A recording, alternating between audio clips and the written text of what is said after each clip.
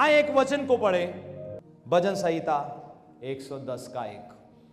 मेरे प्रभु से यहोवा की ये वाणी है, तू मेरे दाहिने हाथ बैठ। प्रभु यीशु मसीह कहां बैठे हैं? पिता के किस हाथ बैठे हैं? कौन से हाथ बैठे हैं? यूसुफ भी दाएं हाथ था। राजा ने कहा ये सारा अधिकार तेरे पास है, अंगूठी उतार कर दे दी। अब मेरे राज्य में राजा कहता है जो कुछ भी होगा यूसुफ के कहे के अनुसार होगा। और यहां पर लिखा है मेरे प्रभु से यहोवा की ये वाणी है, तू मेरे दाहिने हाथ बैठ। कहां बैठ? कहां पे बैठ? जब तक मैं तेरे शत्रुओं को तेरे चरणों की चौकी नहीं बना देता। हालेलुया। क्या कहा? दाएं हाथ बैठ। क्यों बैठ? मैं तेरे शत्रुओं को तेरे पैरों की चौकी बनाऊंगा। किसको चौकी बनाऊंगा? शत्रु कौन है? कौन है शत्रु? ऊंची बोलो ना। कौन है जो लोगों के अंदर विरोध डालता है? कौन है जो लोगों से नशा कराता है? कौन है जो कत्लेआम कराता है? कौन है जो दुख देता है? कौन आपको बीमारी दे रहा है? हाँ, अब सही जगह निशाना लगा है। अगर आपको परमेश्वर से कुछ पाना है, सही जगह निशाना लगाना होगा, नहीं तो आप प्रभु से कुछ भी पा नहीं सकते। यहां पर कहा दाएं बैठ जब तक मैं तेरे वैरियों को तेरे पांव की चौकी नहीं बना देता। अब बाइबल में शैतान को इस हवा का राजकुमार भी कहा गया है। शैतान को 2 कुरिन्थियों 4:4 में इस दुनिया का ईश्वर भी कहा गया है, जिसने आदम से कब्जा ले लिया। अधिकार आदम के पास था, लेकिन हुआ क्या? जब आदम और हवा ने पाप किया, उन्होंने जो अधिकार आदम को मिला था किसको दे दिया? शैतान को। उसकी बात मानी, उसके कहने पर फल खाया, मौत आ गई। मालूम है जब परमेश्वर ने मनुष्य को बनाया था ना, मौत नहीं थी। इंसान ने कभी भी मरना नहीं था। तो फिर दुनिया में लोग इतने बढ़ जाते, क्या होता? एक और बना देते। जिसने खरबों कायनातें बनाई है, उसके लिए एक और पृथ्वी बनानी मुश्किल है क्या? खैर वो बनाएंगे। बाइबल में लिखा है फिर मैंने नए आकाश और नई पृथ्वी को देखा, पुरानी बातें जाती रही। अब आदम को अधिकार दिया था, आदम अपना अधिकार गवा बैठा। आदम ने जानवरों को नाम दिया। परमेश्वर ने आदम से कहा ये पृथ्वी पे जो कोई भी चीज है, रेंगने वाली, चलने वाली, उड़ने वाली, सब तेरे अधीन है। ये पृथ्वी तू संभाल। भजन संहिता में लिखा है स्वर्ग परमेश्वर का है, पृथ्वी उन्होंने मनुष्य को दी है। भजन संहिता 24 अध्याय। स्वर्ग परमेश्वर का है, पृथ्वी किसको दी है? किसको दी थी पृथ्वी? आदम को दी थी, मनुष्य को दी थी। मनुष्य ने पाप किया, गुनाह किया, शैतान ने हथिया लिया। उस दिन से लेकर मौत आ गई, उस दिन से लेकर श्राप आ गया, उस दिन से लेकर दुख आ गया, उस दिन से लेकर बीमारियां आ गई, उस दिन से लेकर लोग दुष्टात्मा ग्रस्त होना शुरू हो गए। उस दिन से लेकर, और वो इस दुनिया का राजकुमार बन गया, वो इस दुनिया का ईश्वर बन गया। उसने दुनिया के हालातों को कंट्रोल करना शुरू कर दिया। इसको इसके साथ लड़ाया, दूसरे को दूसरे के साथ लड़ाया, तीसरे को चौथे के साथ लड़ाया। मालूम है एक समय था दुनिया में एक ही देश होता था, दुनिया में एक ही विश्वास होता था, सर्वशक्तिमान परमेश्वर, आकाश और पृथ्वी का कर्ता। दुनिया में एक ही जाति होती थी, मानव जाति, मनुष्य जाति। कोई खत्री नहीं, कोई ब्राह्मण नहीं, कोई शूद्र नहीं, कोई ऊंचा नहीं, कोई नीचा नहीं, क्योंकि सब एक ही परमेश्वर की ओर से, एक ही आदम से आए थे। लेकिन शैतान ने क्या करना शुरू किया? शैतान ने कहा अगर मुझे मनुष्य पर कब्जा करना है, मुझे इसको बांटना होगा। अलग अलग हिस्सों में बांटना होगा, अलग अलग जातियों में बांटना होगा, ऊंच नीच में बांटना होगा, मुझे इसे धर्मों में बांटना होगा, फिर इसको देशों में बांटना होगा। मालूम है आज दुनिया में 200 से ज्यादा देश है और अगले 10 साल में कितने होंगे मुझे पता नहीं, लेकिन इंसान बढ़ता ही जा रहा है, बढ़ता ही जा रहा है, बढ़ता ही जा रहा है। लेकिन प्रभु का धन्यवाद हो, इसी सब के बीच में प्रभु यीशु मसीह इंसान को इकट्ठा करते ही जा रहे हैं, करते ही जा रहे हैं और करते ही जा रहे हैं। और दुनिया भर में लोग पवित्र शास्त्र बाइबल से परमेश्वर के बारे में जान रहे हैं। मालूम है दुनिया में सबसे ज्यादा छपने वाली किताब बाइबल है। एक साल में इतनी बाइबल छपती है जितनी कोई और दुनिया की किताब 100 साल में नहीं छपी। हालेलुया। 1000 से ऊपर भाषाओं में बाइबल ट्रांसलेट की गई है। प्रभु को महिमा दे सकते हो।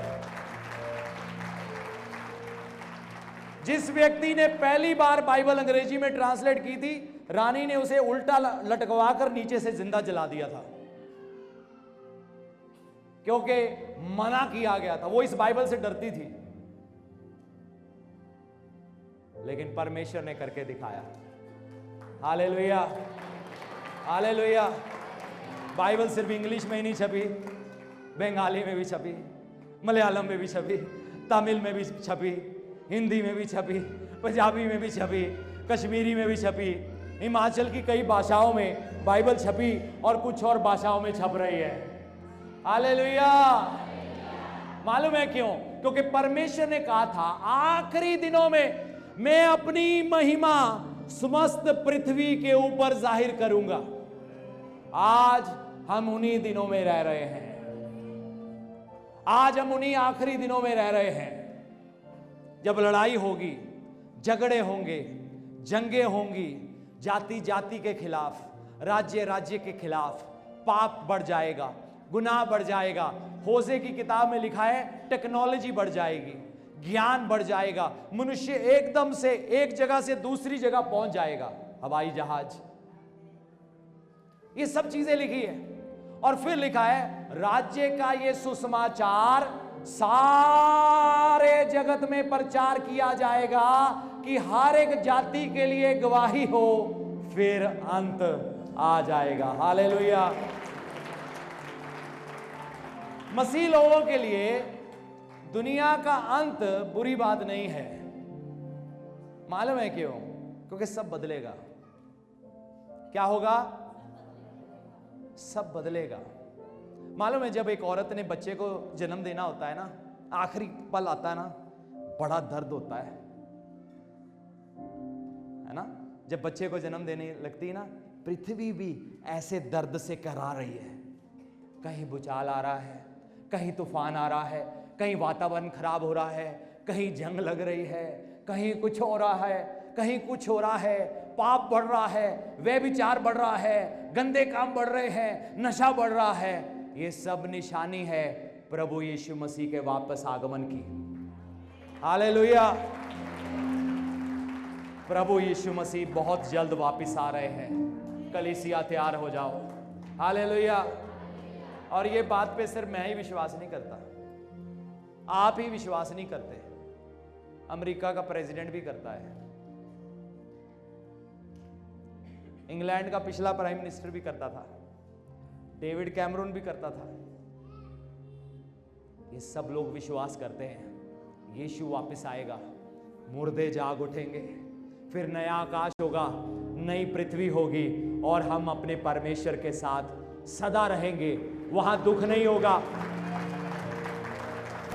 आंसू नहीं होंगे, दर्द नहीं होगा, पीड़ा नहीं होगी, घोटाले नहीं होंगे, रिश्वतखोरी नहीं होगी, फ्रेब नहीं होगा, चुगली नहीं होगी, धोखाधड़ी नहीं होगी।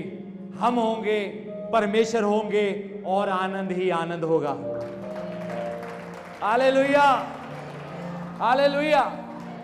अब आदम ने पाप किया, शैतान ने कब्जा ले लिया, सब चीजें अपने हाथ में ले लिया, सब कुछ उल्टा पुल्टा करना शुरू कर दिया, भाइयों को भाइयों से लड़ा दिया। जैसे घरों में दीवारें खड़ी हो जाती हैं, एक देश था, 2 देश बने, 3, 4, 5, 6, 100, 110, 120, करते करते 200 से ऊपर है। बढ़ता गया, बढ़ता गया, बढ़ता गया, बढ़ता गया, मनुष्य बढ़ता गया, बढ़ता गया, बढ़ता गया। अब बाइबल में एक भविष्यवाणी थी, उत्पत्ति की किताब 3रा अध्याय। जब मनुष्य ने पाप किया, परमेश्वर के खिलाफ गुनाह किया, उसके ऊपर श्राप आया। जीवन के वृक्ष जो अदन की वाटिका में था, जहां से हम खाते और कभी भी ना मरते, कोई रोग ना आता। पवित्र शास्त्र बाइबल में लिखा है, आदम हवा को वहां से बाहर निकाल दिया गया और परमेश्वर ने अपने फरिश्तों को खड़ा कर दिया ताकि वो वापस जाकर वो फल ना खा सके। जब तक नूह के समय में बाढ़ नहीं आई, तब तक वो वाटिका थी।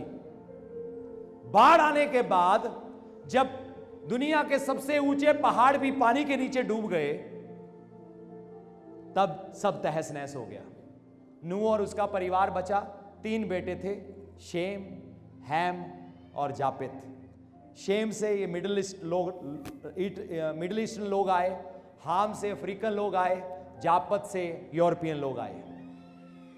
तो 3 ये सिर्फ बचे थे, बाकी सारे मनुष्य पृथ्वी के ऊपर से नष्ट हो गए थे, बाइबल में लिखा है।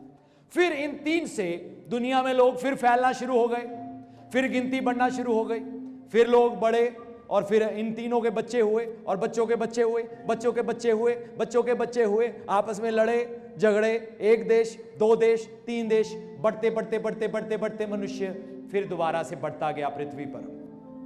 अब जब पाप किया, श्राप आया, औरत के ऊपर श्राप आया, तू बच्चे को दर्द से जन्म देगी। आदम के ऊपर श्राप आया, यानी आदमी के ऊपर, तू खून पसीने की कमाई से खाएगा, मिट्टी में से तू है और मिट्टी में ही मिल जाएगा। यानी कि हमारा शरीर, आत्मा की बात नहीं हो रही, शरीर हमारा मिट्टी से बना। आपको पता है, हम जो खाद खाते हैं या हम जो फसलें खाते हैं, फ्रूट खाते हैं, सब्जी खाते हैं, कुछ भी खाते हैं, कहाँ से आता है वो? मिट्टी से। हमें मिट्टी वाली चीज़ें चाहिए होती हैं, इस शरीर को चाहिए। तो जो भी चीज़ें हम खाते हैं सब मिट्टी से आती हैं। जानवर भी मिट्टी से खाता है, कुछ लोग नॉन वेज खाते हैं, वो भी मिट्टी से खाता है, और फिर इंसान उस जानवर को भी। तो सब कुछ मिट्टी में से आता है, क्योंकि इस मिट्टी को, मिट्टी से तत्व चाहिए, जीवन चाहिए। उसी तरह हमारे इस आत्मा को परमेश्वर से साथ जुड़ना है ताकि हमें जीवन मिल सके।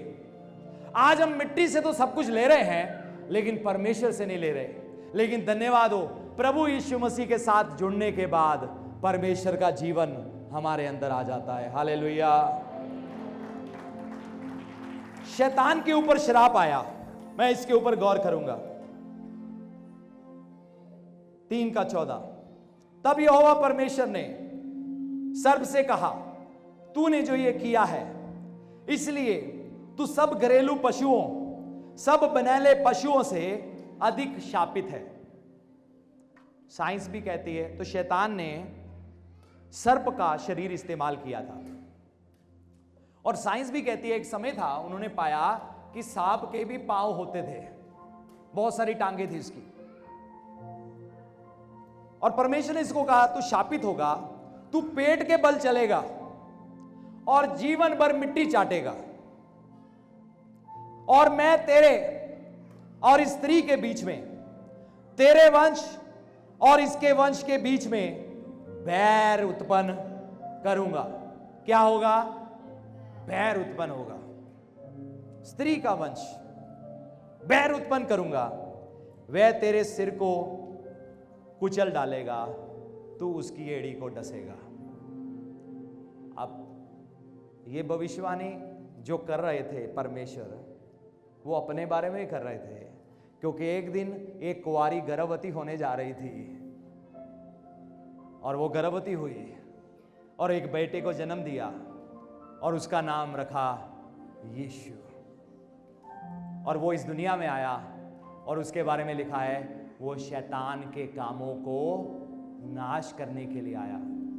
ये भविष्यवाणी शुरुआत में ही हो गई थी कि वो सर्प को कुचल देगा, यानी कि शैतान को कुचलेगा, शैतान के कामों को कुचलेगा। पवित्र शास्त्र बाइबल में लिखा है जब प्रभु यीशु मसीह क्रूस पर गए, उन्होंने शैतान के हथियारों को छीन लिया। मालूम है उसके पास सबसे बड़ा हथियार कौन सा था? किसी को पता है कौन सा हथियार था? दोष लगाना, दोष लगाना। ये पापी है, ये व्यभिचारी है, इसने कल झूठ बोला था, इसने कल गंदी फिल्म देखी थी, इसने कल नशा किया था, इसने कल अपने बीवी को पीटा था, इसने पड़ोसी से लड़ाई किया। दोष लगाने वाला।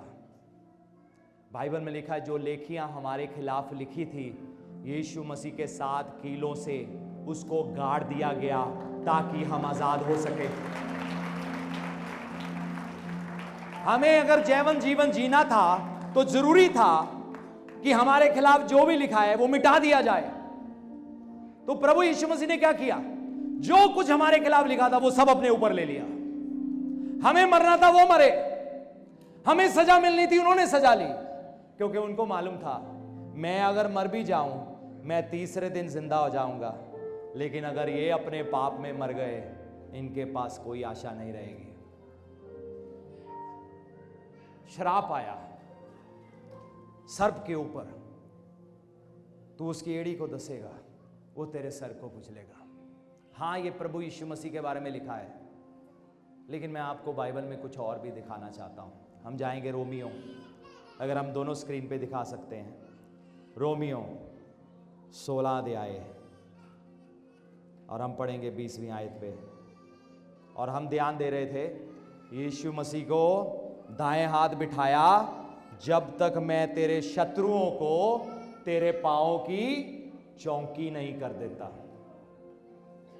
दाएं हाथ बैठने का कारण, शत्रुओं को पांव की चौकी। और हम पढ़ेंगे रोमियो 16 का 20। शांति का परमेश्वर शैतान को तुम्हारे पांव से शीघ्र कुचलवा देगा। हमारे प्रभु यीशु मसीह का अनुग्रह तुम पर होता रहे। हालेलुया।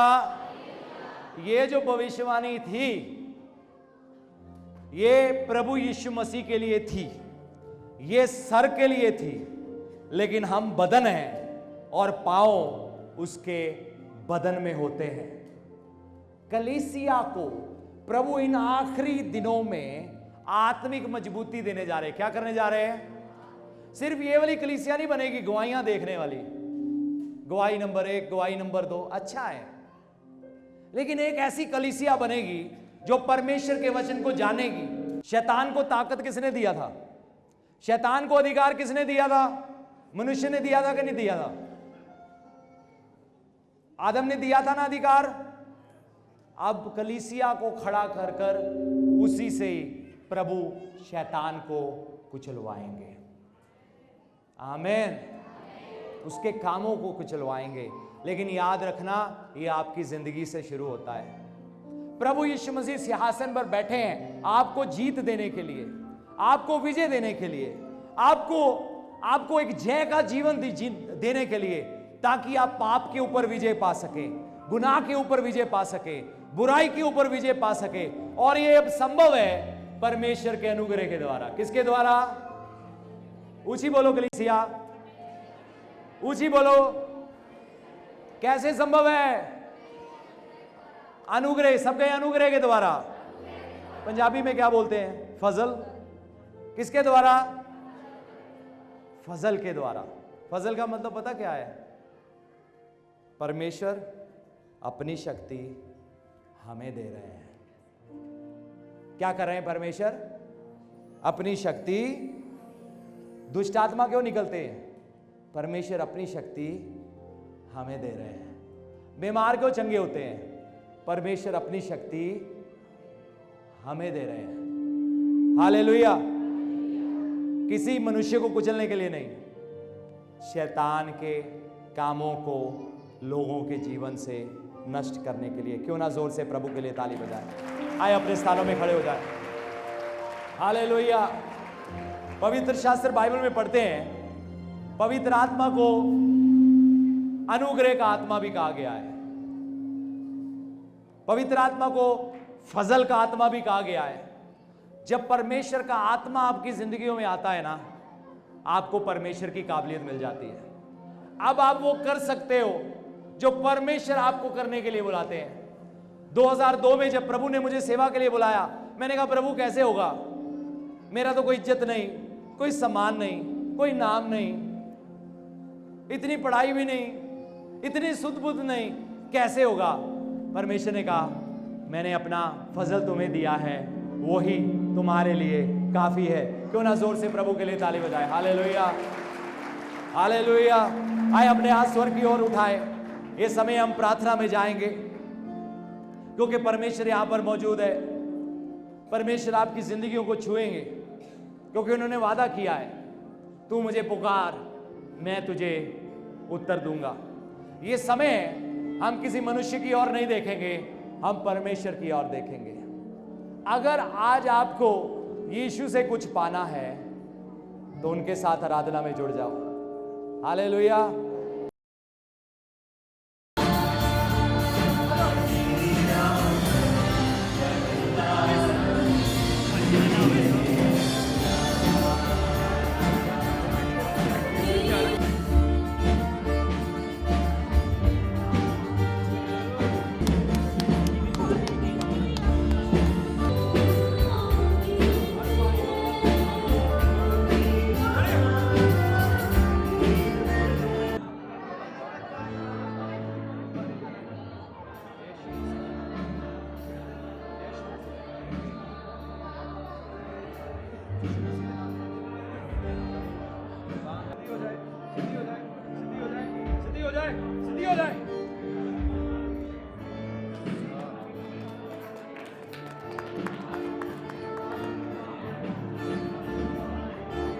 पहले बाहर इतना सिद्धि है, पहले सिद्धि सिद्धि नहीं होती थी, अब सिद्धि हुई।